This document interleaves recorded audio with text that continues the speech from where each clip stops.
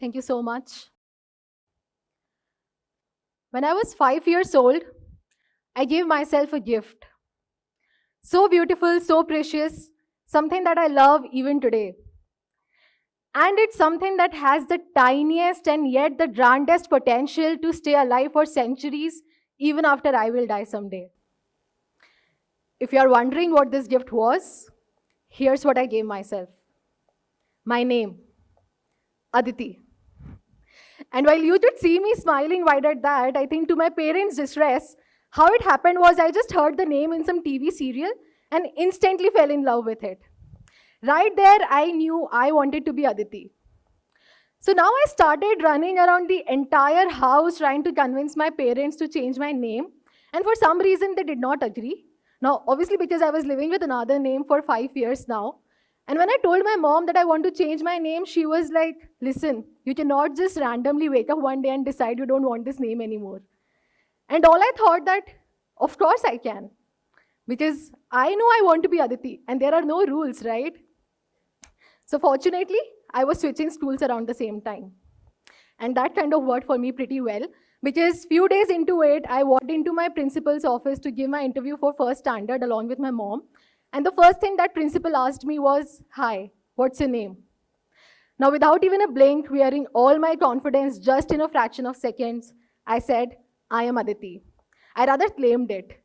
But as I slightly looked towards my mom, I could tell that all she was thinking was, what a rebellious child you are.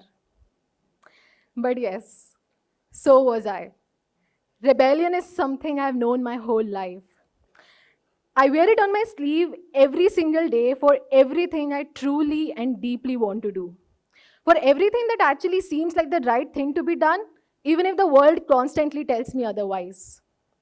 And if for nothing, I think it's my act of rebellion that have helped me break boundaries. When I was 13, I went against rebelling the idea of my all-girls school, which didn't provide proper emphasis to sports for young girls.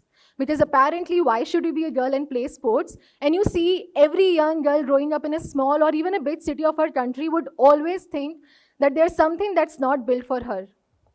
So when I went on to play my state basketball as the only girl with an all-boys team, I knew that this was time I was learning to break the glass ceilings just like I have learned to the back of my hand. I did not win that game, by the way.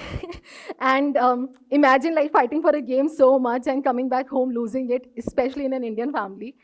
But I want something much more than that. The absolute freedom to be myself.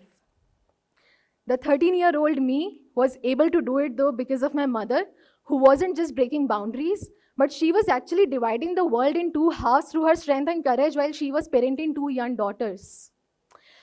So by the time I turned 19, I knew that it's a privilege to be growing under a strong woman in a world this broken. This time though, I was full of rage. I was fighting against this brokenness which is built on the structures of patriarchy that constantly tells us that we are only supposed to live under margins. So frankly, whenever somebody asks me why did I start Empower It, a non-profit that mentors young rural girls, I tell them that it's because I want to see more women in leadership spaces. And for that to happen, I want to see more young girls building the capacity of seeing themselves as future leaders. But honestly, I also started Empower It so that we teach young girls to be rebellious. And I'll tell you why that's not a bad thing. In fact, that's the only way to win in life, or to even survive. But before that, let me tell you something I have observed about what stops us from breaking boundaries in general, and I think I'll do it with a question. I want all of you to take a moment and think about something in your life that you always wanted to change. So the only rule is like you don't have to think too hard. It could be something as simple as maybe changing your routine for say. So now as you think about it, I am sure that most of you will also think about the reason of why you couldn't change it yet. And that reason, more often than not, is called conditioning. And that conditioning, more often than not, is called learned helplessness. So learned helplessness means that you accept the situations of life as it is, thinking that you cannot escape it, no matter how hard you try, or you do not realize that you are in the control of your own destiny. There's a great example for this by an experiment which was done by Martin Seligman in mid-60s. So he's a scientist who harnessed some dots to figure out really interesting facts about how human mind works. And it's pretty interesting also, especially if you're curious about the psychology of human actions.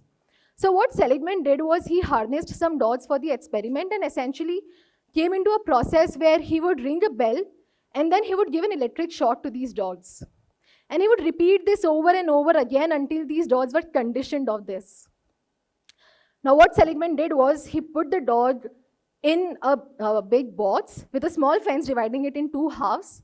And he then again tried to ring a bell. And he wondered if the dog would jump over the fence to the other side to escape itself. Weirdly enough, it did not. It just stayed there. So now he figured that if he would ring a bell and then give an electric shock to the dog again, it should now at least hop over the fence to save itself. But surprisingly, they still did not move. The dog still just remained there. And this was because they were conditioned to believe that they cannot escape no matter how hard they try. And I believe that this similar tendency applies to humans as well when it comes to fracturing boundaries. You know, when the societal conditioned voices in our head constantly tells us that we cannot change something, we accept it without making any efforts, considering the slightest possibility that if we do, we would have the capacity to transform the state of the world. And that's why the wonderful gift of a rebellious mind is that it believes in the power of change making. And you know what's the best thing about change making is? It's not rocket science. It's simple. It's accessible. It's diverse. It thinks of you. It thinks of me. It thinks of a young girl living in rural India who wants to access education. And it also thinks of a boy in Africa who is suffering from malnutrition. Or even of a child who is just learning the meaning of the word environment in its first social studies class. Because the best thing about change making is also it's not just rebellious, it's revolutionary. And the motto it goes by is it comforts the disturbed and it disturbs the comfortable. So your act of change making could be big and wide and visible to the world, and someone else's act of it could be quiet and small, just in the silence of night, impacting themselves. And yet, all of us still collectively move towards a future which we want to shape as our present. So now if you again think of something you really wanted to change, let me tell you that your boundaries are made of paper. It crumbles when you believe in the power of change. And I know it not because I broke my first boundary when I was 19 or 13 or even 5 when I gave myself an identity with a name for a lifetime. But I tore it down the moment I was born as a girl child in a family where nobody wanted it. So now my mom sitting right there, whenever she looks at me thinking what a rebellious child I am, I just want to tell her that my entire existence became an act of rebellion the moment she chose to bring me into this world. And I'm glad she did.